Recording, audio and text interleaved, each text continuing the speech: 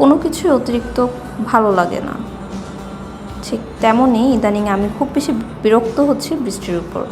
বরাবরই আমার বৃষ্টি কখনোই পছন্দ ছিল না, সব কিছু ভেজা ভেজা এটা আমার কখনোই ভালো লাগে না। যাই হোক, আসসালামু আলাইকুম, welcome to my new blog. আজকে নিয়ে আসলাম একটা মেলার ব্লগ। ওই দিন হচ্ছে আমাদের কুমিল্লায় ওয়াসিস হোটেলে এই মেলার একটা উন্মুক্ত মেলা সবার জন্য আয়োজন করা হয়েছিল। সো ওই মেলাতে বিশেষত্ব ছিল বাংলাদেশের সব জেলা থেকেই কেউ না কেউ যারা ছোটোখাটো নারী উদ্যোক্তারা আছেন তারা একটা মেলার আয়োজন করেছিল। সো ওই দিন ওখানে যাওয়ার মেন উদ্দেশ্য ছিল আমার অনেক দিন যাবৎ মেলায় ঘুরতে খুব ইচ্ছা করছিল। তো এর আগে যেটা কুমিল্লায় মেলা হয় সেটা হচ্ছে রেগুলার হয়, সেটা হচ্ছে প্ল্যানেট টেসারের সামনে। বাট ওই মেলাটা না, এটা হচ্ছে জাস্ট ওদেরই মার্কেটের যারা আছে তারা জাস্ট বাইরে ছোটোখাটো স্টল দিয়ে একটা মেলা দেয়। এটা আমার খুবই বোরিং লাগছে। অ্যাজ আমরা ছোটোবেলা থেকে মেলা মানে কি বুঝি, যে একদম খোলা মাঠে একদম স্টল নিজেরা বানিয়ে বিভিন্ন ধরনের হরেক রকমের জিনিস থাকবে, যেই আমেজটা এখনকার বড় মানে আমাদের এখনকার যে জেনারেশনের যে মেলা, ওরা মনে হয় এটা কখনো দেখতেই পাবে না, এটা কখনো ওরা এক্সপিরিয়েন্সই করতে পারবে না। আর লিটারেলি আমি ওই দিন মেলায় গিয়ে এটা মাথায় ঘুরছিল যে আমরা ছোটোবেলায় সবচেয়ে বেশি এক্সাইটেড থাকতাম হচ্ছে বৈশাখী মেলা নিয়ে, রাইট?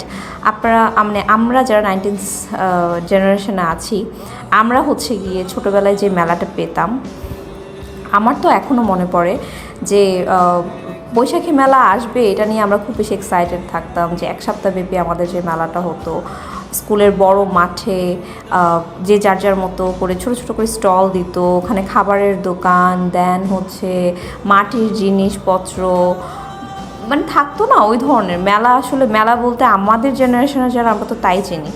বাট এখনকার মেলা হয়ে গেছে একদম মানে কি কনভেনশন হল ভাড়া করে জাস্ট দোকানের মতো করে দিয়ে দেওয়া।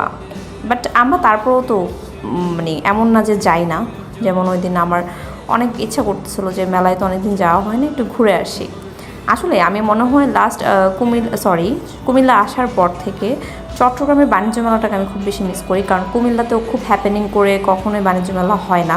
যেটাই হয় এটা হচ্ছে যে লোকাল যে মেলাগুলো, যেমন চিটাগাংয়ে যখন যেটা আমার চিটাগাংয়ের এক্সপিরিয়েন্স বেশি, চিটাগাংয়ে যেটা হয় যে কাজীর দেউরিতে বিজয় মেলা হয়, তারপরে এই ধরনের মেলাগুলো যেগুলো লোকাল টাইপের মেলা, ওই টাইপের মেলাগুলো খুব দেখা যায় চিটাগাংয়ে। বাট বাণিজ্য মেলাটা অ্যাটলিস্ট পুরো বছর জুড়ে একটা বার আসে, খুব বড় করে ইন্টারন্যাশনাল ট্রেড ফেয়ার যেটা হয় ওটাতে খুব ভালোই লাগতো। বাট কুমিল্লাতে আসার পর থেকে মেলা জিনিসটা যেন আমার লাইফ থেকে একদম গায়েব হয়ে গেছে। তো ওই দিন বৃষ্টি পড়ছিল, বাট আম্মু বললো যে চলো যাই একটু মেলায় ঘুরে আসি।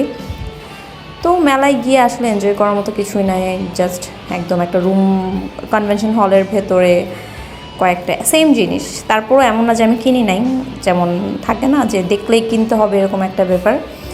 তো কিছু ছোটোখাটো ইয়াররিংস মেলা থেকে আমার কাছে মনে হয় যে এই ধরনের ইয়াররিংসগুলো অনেকগুলো একসাথে দেখতে একটা না একটা ভালো লেগেই যায়।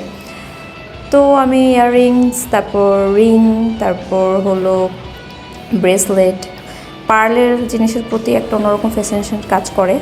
সো অনেক এক্সপেন্সিভ পার্ল তো আর একদম অথেন্টিক পার্ল তো তেমন একটা ইউজ করা হয় না। বাট কেন জানি আমার পার্লের জিনিসের প্রতি অনেক মানে একটা অন্যরকম একটা ফ্যাসিনেশন কাজ করে। এটা মনে হয় আমি আমার আম্মু থেকে পাইছি। আমার আম্মুরও এরকম, যত এক্সপেন্সিভ জিনিসই হোক সে যেটা পছন্দ হবে সেটা সে কিনবেই।